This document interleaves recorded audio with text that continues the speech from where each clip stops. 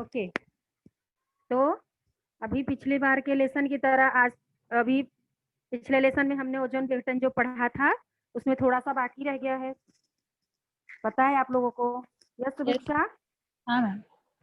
हाँ बेटा, तो थोड़ा सा बाकी है, तो वही हम क्या करेंगे, उसी का अध्ययन आज कर लेंगे। ओके, वो कंप्लीट करेंगे लेसन।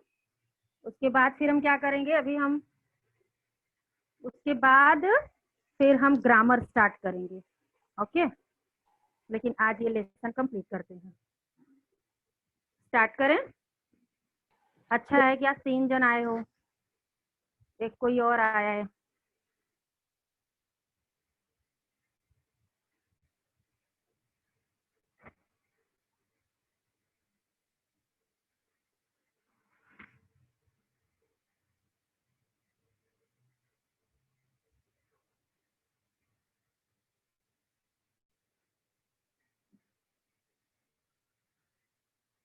ओके, यहाँ तक हमने देखा था कि उन्होंने दूसरे गैस का क्या किया, निर्माण किया या फिर बनाया, अनुसंधान किया। तो उसके बाद उसका क्या क्या हो रहा था एयर कंडीशन के लिए, वो बहुत सारी यूज में आने लगा, इस्तेमाल करने लगे। अभी आगे देखेंगे हम। CFC यौगिकों का एक खास गुण है कि ये नष्ट नहीं होते। इनका न तो ऑक्सीकरण होता है और न ही, एक मिनट बेटा,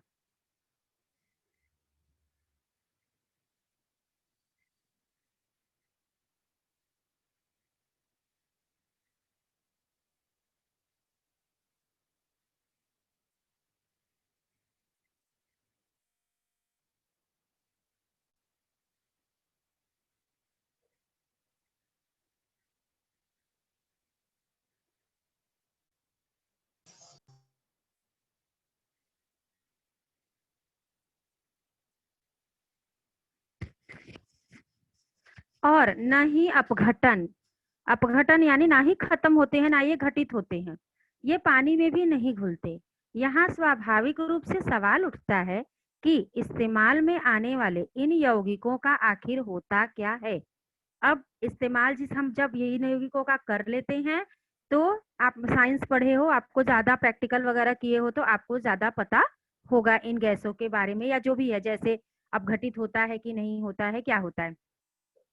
तब अब पता लगाया जाए कि आखिर इसका होता क्या है। ना तो ये पानी में घुलता है, न ये विघटन होता है। तो सबसे पहले एक अमेरिकी वैज्ञानिक CFS रोलैंड का ध्यान इस प्रश्न की ओर गया।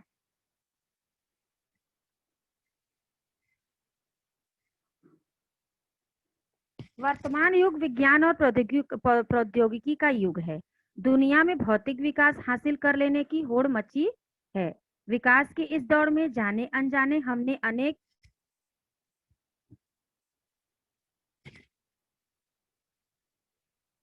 ओके, अब यहाँ से देखेंगे।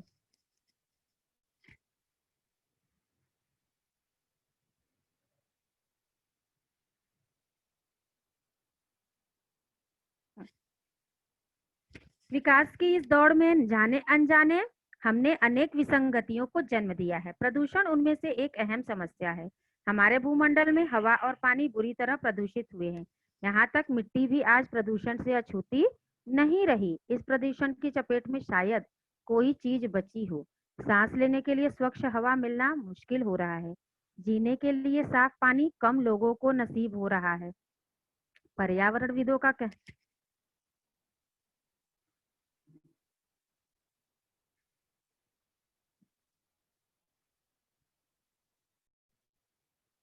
स्टार्ट करें?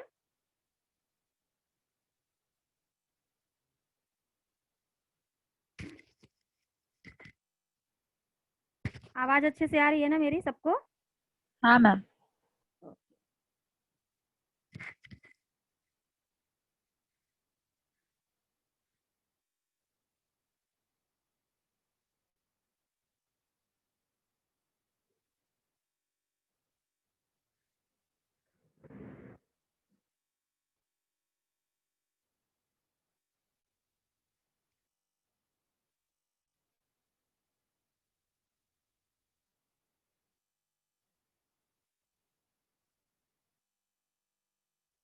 स्क्रीन दिख रहा है?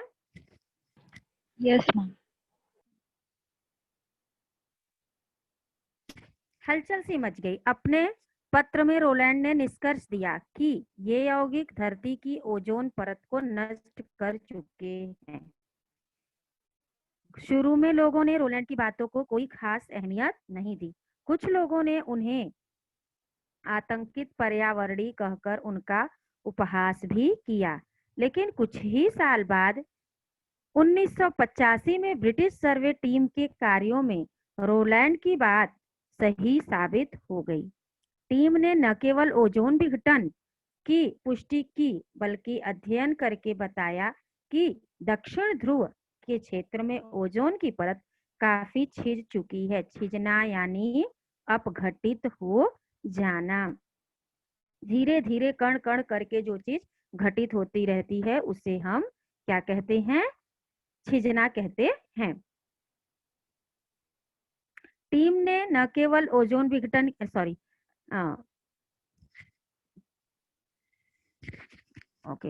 उसकी वजह से वहां एक बड़ा छिद्र हो गया है। तो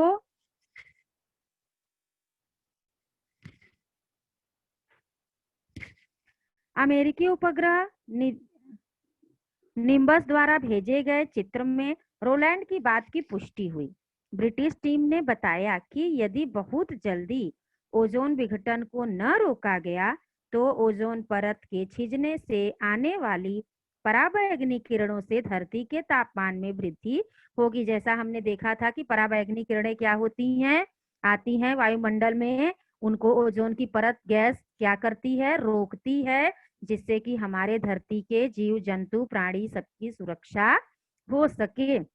अगर वो सीधे धरती पे आ जाए तो शायद बहुत सारे चीजें नष्ट हो जाएंगी। समझ में आया इतना? Yes ma'am. हाँ, ओके। तो अमेरिकी धरती के तापमान में वृद्धि होगी तथा अनेकानेक तरह की त्वचा संबंधी व्याधियां फैलेंगी। व्याधियां का फैलने का अर्थ होता है कि बहुत सारी त्वचा से मतलब चमड़ी, स्किन से अपने संबंधित बहुत सारी क्या होंगी? बहुत सारी बीमारियां फैल सकती हैं। त्वचा के कैंसर के रोगियों की संख्या लाखों में होंगी। त्वचा के कैंसर, देखो अभी भी पर्यावरण प्रदूषण होने से बहुत सारी क्या हो रही हैं? हमारे यहाँ बीमारियां फैल रही हैं। और फैलने से क्या होता है? अभी तक, आज तक अगर कैंसर लास्ट स्टेज पे पहुंच जाए तो हमें क्या होता है? दूसरे देशों में जाना पड़ता है उसका क्या करने के लिए? इलाज करवाने के लिए। लेकिन वह पूरी तरह से ठीक नहीं हो पाता है। क्यों ठीक नहीं हो पाता? क्योंकि डॉक्टरों ने आज तक उसका अच्छा इलाज, मतलब कोशिश तो है कि वह निकल जाए, लेकिन वह उसका दवाई अभी तक पूरी तरह से ठीक कर देने वाला एक, ये नॉर्मल बीमारी नहीं कह सकते हैं, बहुत बड़ी बीमारी होती है, धीरे धीरे ठीक होती है, लेकिन इसकी कोई गारंटी नहीं होती कि ये अच्छे से ठीक हो जाएगी। अब देखो, CFC रसायन चूंकि हवा में हल्के होते हैं, अतः इस्तेमाल में आने के बाद मुक्त होकर ये सीधे वातावरण में ऊंचाई पर चले जाते हैं। वायुमंडल में ऊपर पहुंचने पर ये यौगिक पराबैंगनी किरणों के संपर्क में आते हैं, जहां इनका प्रकाश अपघटन फोटोलिसिस होता है। फोटोलिसिस से क्लोरीन मुक्त मूलक पैदा होते हैं। क्लोरीन के ये मुक्त मूलक ओजोन से अभिक्रिया करके उसे ऑक्सीजन में बदल देते हैं। अब ये ओजोन से जब मिलते हैं तो उससे क्या होती है? एक क्रिया होती है और यह ऑक्सीजन के रूप में बदल जाता है। इस तरह ओजोन का ह्रास होने से ओजोन की परत धीरे धीरे छिजती। अब वो ह्रास होना मतलब खत्म होना। अगर ओजोन परत जो हमारे लिए बहुत ही उपयोगी है, धीरे धीरे क्या हो रहा है?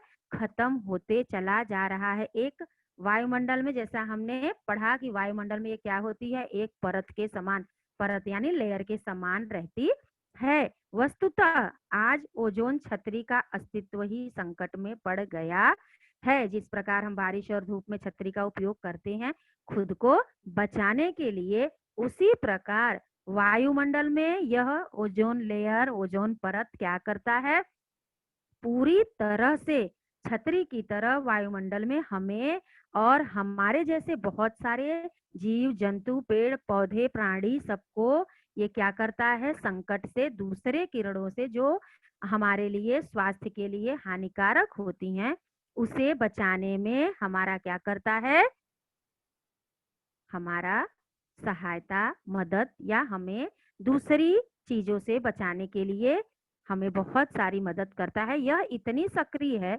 कि उससे निकला एक क्लोरीन मुक्त मूलक ओजोन गैस के 1 लाख अणुओं को तोड़कर ऑक्सीजन में बदल देता है। अब यह इतना ज्यादा सक्रिय, सक्रिय मतलब क्रियाशील होता है कि उसमें से एक क्लोरीन मुक्त मूलक ओजोन गैस के 1 लाख अणुओं को तोड़कर क्या होता है, ऑक्सीजन में बदलता है। ऐसा श्रृंखला अभिक्रिया के कारण होता है। और यहाँ गैरतलब है कि सन 1974 में पूरी दुनिया में सीएफसी की खपत 9 लाख टन थी। पिछले कई वर्षों के शोध से मालूम हुआ है कि दक्षिणी ध्रुव के ऊपर मौजूद छिद्र आकार में बढ़ता जा रहा है। हाल में वर्षों में उत्तरी अनेक देशों की पहली बैठक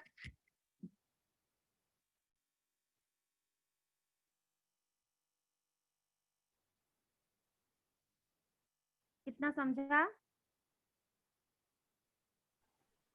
यस मैम। ओके, स्टार्ट करते हैं। अब यहाँ तक हमने देखा कि हाल ही में उत्तरी ध्रुव के ऊपर ओजोन के विघटन और ओजोन आवरण में छिद्र पाए जाने की सूचना मिली है, जो बेहद चिंतनीय है। अब ओजोन में क्या हो रहा है, उसके आवरण, आवरण यानी हम जो बोलते हैं ना, कोई चीज हम ढक लेते हैं तो हमें क्या होता है, वो हमारा आवरण बन जाता है। तो ढकने का सामान या हमारे सुरक्षा के लिए जो हम, जैसे हम कपड़े पहन लिए तो हम अपने शरीर को किसी आवरण से क्या कर लिए, ढक लिए, ठीक उसी प्रकार ओजोन की परत भी है। छिद्र पाए जाने की सूचना मिली है, ये बेहद चिंतनीय है।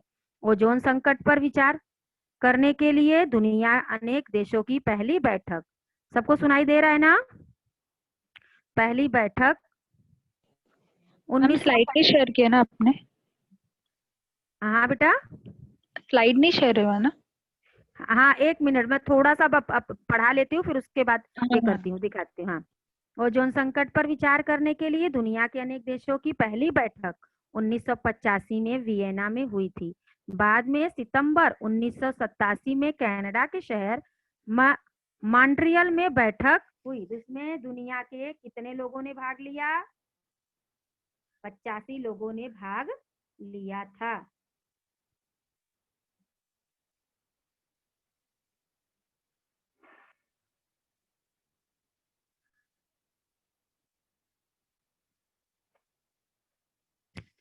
ठीक है, अनेक देशों प्रतिशत की कटौती करेंगे। मसौदे के कई बिंदुओं पर विकसित और विकासशील देशों के बीच मतभेद सामने आए। उन्होंने क्या किया, बहुत सारे विकसित और विकासशील जो देश थे, वो कुछ लोग तैयार थे, कुछ लोग नहीं तैयार थे। मुद्दा था और गैर सीएफसी प्रौद्योगिकी तथा उसका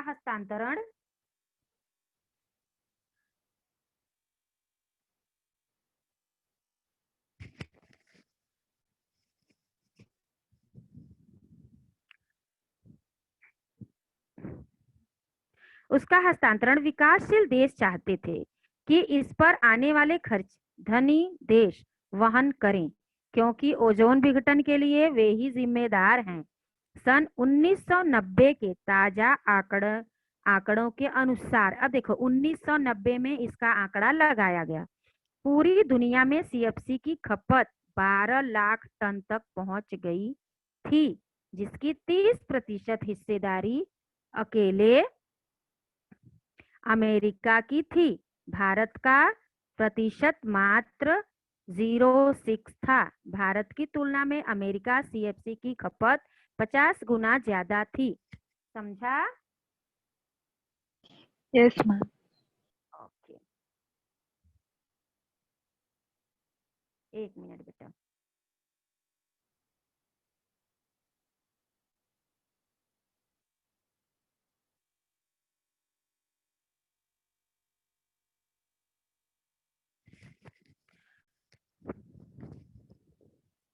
विकासशील सॉरी, भारत का प्रतिशत 0.6 था। भारत की तुलना में अमेरिकी की सीएफसी की खपत 50 गुना ज्यादा थी। अमेरिका में क्या थी? 50 गुना, 50% ज्यादा खपत थी सीएफसी की। समस्या पर विचार करने के लिए लंदन में एक बैठक हुई, जहां नए प्रतिशनों की खोज और पुरानी तकनीकी में विस्थापन के लिए एक कोष बनाने की मांग की गई। अब यहाँ क्या किया गया? नए नए प्रतिशन की खोज, क्योंकि एक खोज से कुछ भी नहीं हो पाता था। क्यों?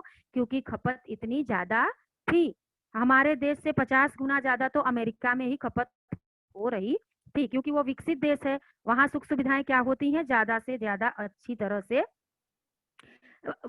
मांग रहती है उसकी। यहाँ विकासशील देशों के दबाव के चलते विकसित देशों को कई रियायतें देनी पड़ी। इसके अंतर्गत नई तकनीकियों के हस्तांतरण में मदद के साथ साथ सीएफसी के विकल्प की खोज। अब देखो, इसके अंतर्गत नई नई तकनीकी क्या हुए? हस्तांतरण मतलब एक जगह से दूसरी जगह आना और जाना, भेजना या देखना। तो साथ साथ सीएफसी के अब उसके विकल्प के बारे में भी लोग सोचने लगे कि एक चीज बनाया गया है तो इससे हम क्या करते हैं, ये इतनी सारी चीजें उपयोग में ला रहे हैं, तो अगर उसका कोई और भी विकल्प आ जाए इसी की तरह, तो शायद क्या करना होगा? दूसरे देश को धन मुहैया करने का कराना मुख्य है। समझौते के तहत यह व्यवस्था है कि सन 2010 तक विकासशील देश भी सीएफसी का इस्तेमाल एकदम बंद कर देंगे। इस दौरान विकसित देश नए प्रशीतकों की खोज में विकासशील देशों को आर्थिक मदद करेगा। किसी भी देश में कोई भी अनुसंधान किया जाता है, चाहे खोज किया जाता है, तो उसका क्या होता है? उसका हमें विशेष रूप से खर्च करना पड़ता है, जो सरकार देती है या फिर बहुत सारे देशों से मिलकर किया जाता है। तो ये सब चीजों के लिए विकासशील देशों के लिए, जो विकसित देश थे, उन्होंने क्या तय किया कि इनके लिए हम क्या करेंगे? सहायता या मदद हमें करना ही चाहिए, जिससे कि क्या होगा? बहुत सारी चीजों का हम यौगिकों का अगर सुविधा लेना है, इस्तेमाल करना है, तो उसके लिए और भी विकल्प खोजने जरूरी थे। इसलिए यह सब चीजें बताई गई।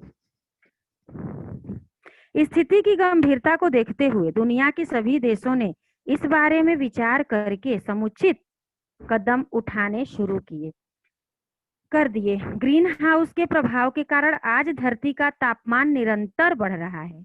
इसमें ओजोन विघटन की भी अहम भूमिका है। पराबैंगनी किरणें जब धरती तक आती हैं, तो स्थल मंडल में मौजूद वस्तुओं द्वारा अवशोषित कर ली जाती हैं। ये वस्तुएं क्या होती हैं? पराबैंगनी के अवशोषण के बाद अवरक्त हो जाती हैं।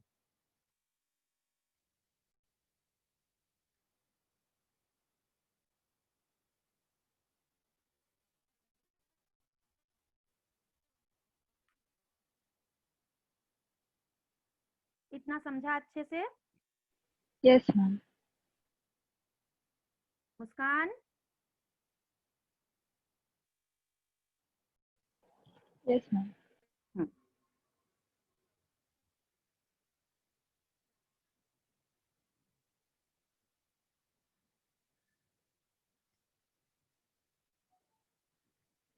ओके, थोड़ा सा बच्चा है बस। विकिरण उत्सर्जित करती हैं। ये किरणें वापस वायुमंडल के बाहर नहीं जा पाती। अब ये जो विकिरण उत्सर्जित करती, उत्सर्जन करना मतलब छोड़ना, ये वापस क्या होती हैं, वायुमंडल के बाहर खत्म नहीं हो पाती, नहीं जा पाती हैं, क्योंकि हवा में मौजूद कई गैसें उन्हें अवशोषित कर लेती हैं। हवा में बहुत सारी गैसें क्या होती हैं, मौजूद होती हैं, जो क्या करती हैं, उनको अवशोषण करती हैं, उसको अपने अंदर समाहित कर लेती हैं। इस तरह से धरती का तापमान बढ़ता रहता है। तापमान बढ़ने से ध्रुवों पर जमी हुई विशाल बर्फ राशि के पिघलने, विशाल बर्फ राशि का मतलब समझते हो आप लोग, बहुत ज्यादा ओजोन का जो ये है, और दक्षिण ध्रुवी इधर अंटार्कटिका जो है अपना, वहां क्या है, वहां बहुत बड़ा सिर्फ बर्फ का ही परत है, लेयर है। तो इसी बारे में बताया गया है कि विशाल बर्फ का जो राशि है वो पिघलने के समाचार भी आ रहे हैं। वहां सिर्फ जीव जंतु नहीं रहते हैं, वहां सिर्फ वैज्ञानिक लोग क्या करते हैं, अपना अनुसंधान करने के लिए जाते हैं दक्षिण ध्रुव अंटार्कटिका पर। वह भी हमारे 7 महाद्वीपों में एक द्वीप भी माना जाता है, जहां सिर्फ बर्फ ही बर्फ है। यदि ऐसा होता रहा तो समुद्र का जल स्तर बढ़ेगा और तमाम तटीय क्षेत्र पानी में डूब सकते हैं। अगर इसी तरह से क्या होता रहा, बर्फ पिघलता रहा, बर्फ पिघलता है, धीरे धीरे पिघलता है, तो क्या होता है, हमारे यहाँ नदियां क्या भरी रहती हैं। तो इसी तरह अगर पिघलता रहा तो समुद्र के किनारे जितने भी क्षेत्र हैं तो वो क्या होंगे, और भारत क्या है, चारों तरफ से समुद्र से 3 तरफ से तो घिरा हुआ ही है। तो इसीलिए क्या है, खतरा यह मंडरा रहा है कि जितने भी क्षेत्र हैं वह पानी में डूब सकते हैं। अगर पानी में डूबेंगे तो सोचो कितना संकट, कितना बहुत बड़ा संकट क्या है दुनिया में अपने देश पे मंडरा रहा है। लेकिन इंसान क्या कर रहे हैं, इसके बारे में कुछ भी सोच विचार कर रहे नहीं है। ताप वृद्धि से जलवायु में जबरदस्त बदलाव आ सकता है। मानसून में परिवर्तन के साथ कहीं अतिवृष्टि तो कहीं अकाल जैसी स्थिति आ सकती है, जैसा कि वर्तमान समय में भी हो रहा है। आप देख रहे हो कितने सारे गांव डूब गए हैं, जहां बारिश की उम्मीद नहीं थी वहां भी इतनी बारिश। अपने मुंबई में भी देखो कितनी जोरदार लहरें, कितना कुछ, मौसम में बहुत सारा बदलाव देखने को मिल रहा है, प्रकृति में बहुत सारा बदलाव देखने को मिल रहा है। यह सब कहाँ से हो रहा है, यह सब इसी कारण से हो रहा है। मानसून में परिवर्तन के साथ कहीं अतिवृष्टि, अतिवृष्टि मतलब बहुत ज्यादा बारिश, और कहीं एकदम सूखा पड़ सकता है, अकाल। जैसे विगत 1 सदी के दौरान भूमंडल में काफी परिवर्तन पाया गया है। हाल ही में शोध के बाद पाया गया कि हिमालय में गंगोत्री स्थित गोमुख हिमनद पर हर साल 18 मीटर पीछे की ओर खिसकता जा रहा है। जिस प्रकार गंगा नदी क्या है, गंगोत्री से उत्पन्न हुई है, वहां का हिमनद, हिमनद यानी जो बर्फ से ढका हुआ पहाड़ी है, वह क्या हो रहा है, हर साल 18 मीटर पीछे की ओर क्या हो रहा है, खिसक रहा है। अगर यही हाल रहा तो संभव है कि 21वीं सदी के प्रथमार्ध तक यही हिमनद तथा साथ ही हिमालय के दूसरे हिमनद भी गलकर समाप्त हो जाएंगे। क्या होंगे, जब खिसकते जाएंगे तो वो लोग, जब पहाड़ों से खिसक जाएंगे तो क्या होगा, खिसक खिसक कर समाप्त हो जाएंगे। ऐसे उत्तर भारत में बहने वाली नदियों का अस्तित्व मिट जाएगा। क्यों, क्योंकि जब वो बर्फ ही नहीं रहेगा, पर्वतों पर बर्फ ही नहीं रहेगा, वो खिसकती जाएंगी, खत्म हो जाएंगी, तो नदियों में जल राशि कहाँ से आएगी। क्योंकि उत्तर भारत में बहने वाली जितनी भी नदियां हैं वह उत्तर पर्वतीय झरनों से और पर्वतों से आने वाले पिघलने वाले बर्फ से ही क्या होती हैं। क्योंकि उत्तर में हर समय 12 महीने पर्वत और पहाड़ हिमाच्छादित रहते हैं, बर्फ से ढके रहते हैं, और वही बर्फ क्या होता है, धीरे धीरे पिघलता है। तो वो क्या होता है, पिघलने के समय धीरे धीरे उस नदियों में पानी आता रहता है और हमेशा वो नदी जल से भरी रहती है। लेकिन अगर यह खिसक गया, समाप्त हो गया, तो ऐसे में क्या होगा, नदियों का अस्तित्व खत्म हो जाएगा, और उत्तर भारत में जितने भी उपजाऊ मैदान में हैं, जो जहाँ कृषि की जाती है वह क्या होंगे, ऊसर बंजर जमीन में बदल जाएंगे। इसे कोई भी रोक नहीं पाएगा। क्यों नहीं रोक पाएगा? क्योंकि यह तो प्रकृति की देन है। जब जल राशि ही खत्म हो जाएगी, पानी खत्म हो जाएगा, तो सूखा और अकाल पड़ना क्या है, संभव है। तो क्या होगा, सब कुछ ऊसर और बंजर हो जाएगा, खेती किसानी नहीं होगी, तो क्या होगा, खाने के लाले भी पड़ जाएंगे। अगर समय रहते स्थिति पर काबू नहीं पाया गया तो इसके गंभीर परिणामों से इनकार नहीं किया जा सकता। ओजोन विघटन के व्यापक दुष्प्रभावों के चलते इंसानी सभ्यता संकटापन्न है। संकटापन्न मतलब इंसान की सभ्यता जो है, इंसान का जो इंसान जो है वो क्या है, संकट में है। संकट उत्पन्न सभ्यता जो हमारी है वो क्या है, संकट में है। लेकिन इन सब चीजों की तरफ इंसानों का क्या हो रहा है, ध्यान नहीं जा रहा है। अतः जरूरत है कि फौरन इससे निपटने के लिए समग्र कदम उठाए जाएं। समग्र यानी साथ साथ, जब सब साथ मिलकर कदम उठाएंगे, अन्यथा कल तक जो तो शायद बहुत देर हो जाएगी। कल तक क्या होगी, बहुत देर हो जाएगी। क्यों देर हो जाएगी? क्योंकि यह जो चीज है अगर एक बार क्या हुई, खत्म हो गई, या एक बार ये अपना ओजोन लेयर विघटित हो गया, या उत्तरी भारत की जो नदियां हैं तो बर्फ पहाड़ पर्वत पे जो हिमाच्छादित जो खिसकती जा रही हैं, ये अपना बर्फ जो खिसकते जा रहा है, अगर वो खिसक गया, नहीं ये हुआ, नदियां में जल राशि की नहीं भर पाई, तो क्या होगा, ये सब चीजें, जल राशि खत्म हो जाएगी, ऊसर बंजर जमीन हो जाएंगे, कृषि से के प्रयुक्त क्या होगा, हमको जमीन नहीं मिलेगी, तो हम क्या करेंगे, इंसान भूखों मरने लगेगा। जो आज इंसान इतना विकास कर रहा है, इतना विकसित हो चुका है, हर चीज में सोच रहा है कि हम आगे चले जाएं, हम आगे चले जाएं, हम आगे चले जाएं, लेकिन आज वर्तमान युग में जो आप देख रहे हो, अभी देखो इन 3-4 महीनों में प्रकृति की कितनी आपदाएं कितने सारे प्रदेशों में, देशों में आई हैं। अगर हम समाचार सुनते हैं तो शायद हमको अच्छी तरह से पता होगा कि कहाँ कहीं कहीं बाढ़ आ गया, कहीं कहीं बहुत सारे जंगल जल गए, कहीं नदियों के बाढ़ के पानी की वजह से क्या हुआ, बहुत सारे गांव डूब गए, बहुत सारे धन जन की बहुत हानि हुई। तो ये किस तरह हुई, ये कैसे हुआ, यह सब प्रकृति की वजह से हुआ। इंसान सब कुछ पर विजय प्राप्त कर सकता है, हर चीज कर सकता है, लेकिन प्रकृति पर विजय प्राप्त करना बहुत ही मुश्किल है। तो अगर अपने सुख सुविधाओं के लिए इंसान ने बहुत सारी चीजों का निर्माण किया है, इतने उद्योग धंधे, इतना धुआं निकलता है, वायुमंडल क्या करेगा, पृथ्वी पर जो प्रकृति प्रदत्त चीजें हैं वो हमको क्या हुई है, वो जितना मिला है उतना ही है।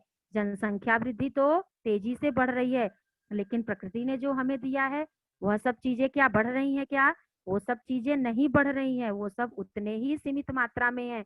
इंसान को क्या करना चाहिए, इन सब चीजों की तरफ भी ध्यान देना चाहिए। इस पाठ के बताने का यही मतलब है कि अगर इतने सारे चीजों, इतने सारे गैसों का निर्माण, अगर हम जहरीली विषैली चीजों का निर्माण अगर हम करते चले गए तो क्या होगा, जो शुद्धिकरण प्रकृति हमें दे रही है उसको अगर हम मन माना दोहन कर करके अशुद्ध बनाते चले जाएंगे तो क्या होगा। पहले गंगा नदी में हर समय पानी भरा रहता था, लेकिन अभी देखो न, एक तो नदियां गंदी होती जा रही हैं, दूसरी तरफ क्या हो रहा है, प्रदूषण के कारण, और दूसरी तरफ ये कम हो जाए, हिमालय के बर्फ भी पिघलते चले जा रहे हैं। तो इन सब चीजों से जो होती है, पहले गंगा नदी का पानी क्या था, पीने के योग्य था, इंसान पीता था उसको, लेकिन आज उसको देखो तो इतनी गंदी हो गई है कि उन सब चीजों में को देखने का भी ये होता है कि अरे बाप रे, कैसे पिया जाए या कैसे क्या किया जाए। तो ये सब चीजें जो है यह इंसानों के लिए बहुत संकट उत्पन्न कर, अगर इसके लिए लेखक ने यह कहा है, अगर इसके लिए अच्छे से प्रयास न किया गया, अच्छा ठोस कदम समग्र यानी सभी मिलकर अगर कोई ठोस कदम नहीं उठाए तो क्या होगा, तो इस चीज का बहुत ही बुरा प्रभाव पड़ सकता है, गलत प्रभाव पड़ सकता है। किस पर? हमारे प्रकृति पर, इंसानी सभ्यता पर। तो वर्तमान युग में, और जैसा उदाहरणार्थ हम देख भी सकते हैं कि आज के समय में यह संकट इतना ज्यादा मंडरा रहा है कि कहीं सूखा अकाल पड़ रहा है, तो कहीं बहुत बारिश हो रही है, तो कहीं बहुत कुछ। इस तरह से अगर हम देखें तो प्रकृति का इतना भयावना जो समय आज हमने देखा है, वह शायद पिछले कुछ सालों में हमने नहीं देखा होगा। लेकिन धीरे धीरे प्रकृति का क्या हो रहा है, बदलाव आ रहा है, और यही बदलाव क्या हो रहा है, संकट को उत्पन्न कर रहा है। अच्छे बदलाव हो रहे हैं प्रकृति में? नहीं हो रहे हैं। बुरे ही प्रभाव हमारे इस पे पड़ रहे हैं, हमारे मानव सभ्यता या जो भी है प्राणी। धरती पर न जाने कितने प्राणी है, कितने रंग के प्राणी है, तो उसमें क्या हो रहा है, उस पर बदलता ही जा रहा है। बहुत सारे पशु, बहुत सारे पक्षी विलुप्त हो गए। बहुत, हम जब बचपन में छोटे छोटे थे तो बहुत सारे पक्षी हमको आकाश में उड़ते हुए दिखाई देते थे, लेकिन आज कुछ भी दिखाई देता नहीं है। बहुत सारे पेड़ पौधे आप देखोगे तो बहुत सारे पेड़ पौधों की प्रजातियां भी विलुप्त हो गई, वह नहीं उपज रही है। क्यों नहीं हो रही है? क्यों? क्योंकि उनके हिसाब का जलवायु इस पृथ्वी पर नहीं रह गया, इसके लिए वो विलुप्त हो गए। और पेड़ पौधे पौधे, जीव जंतु, पशु पक्षी, जानवर, सब लोग किसी न किसी तरह से हमारे पर्यावरण में संतुलन बनाए रखने के लिए वो सहायक ही होते हैं, वो हानिकारक नहीं होते। क्योंकि भोजन श्रृंखला की एक क्या होती है, सर्कल बनी होती है। आप अगर ज्योग्राफी में, भूगोल में पढ़े होगे तो आपको पता होगा कि भोजन की एक चैन बनी होती है, वो उसको खाता है, वो उसको खाता है, वो उसको खाता है। तो जो हानिकारक चीजें होती हैं वो खत्म होती जाती हैं। तो यह सब चीजें हमारे पर्यावरण के लिए बहुत सुरक्षादायी होती हैं। लेकिन इंसान, आज का इंसान अपने सुविधाओं के लिए विकास करना ठीक है, लेकिन इस तरह विकास मत करो, इस तरह की चीजें मत बनाओ, या इस तरह की सुविधाएं मत बनाओ जो हमारे लिए क्या हो, हानिकारक हो जाए। इतना विकास करते हुए भी प्रकृति के ऊपर कोई जोर नहीं है। उसका जो क्या हो रहा है, उसका जो दोहन हो रहा है और उससे जो गलत असर पड़ रहा है, उसको क्या इंसान रोक पा रहा है? क्या नहीं रोक पा रहा है। इतना सारा आपदा आया, उसको इंसानों ने रोक पाया? नहीं। मौसम विभाग के कर्मचारी लोग क्या करते हैं, बता देते हैं कि ये तूफान आने वाला है, लेकिन उसको हम क्या करते हैं, उसको आने से रोकने का प्रयास ही कर सकते हैं। उसको गारंटी तो नहीं दे सकते कि यह ऐसा होगा, तो हम उसको क्या करेंगे, पूर्ण रूप से रोक ही सकते हैं। तो इसलिए ये सारी चीजों का ध्यान रखना होगा, और भविष्य में अगर इसके लिए अच्छे और उचित कदम नहीं उठाए गए तो क्या होगा, तो संकट में पड़ना ही। प्राणी मात्र जितने भी संसार में प्राणी हैं, मनुष्य ही नहीं, जीव जंतु प्राणी, बहुत सारे नाना प्रकार के प्राणी इस धरती पर हैं, वो सब क्या होंगे, संकटमय हो जाएंगे, संकट में फंस सकते हैं।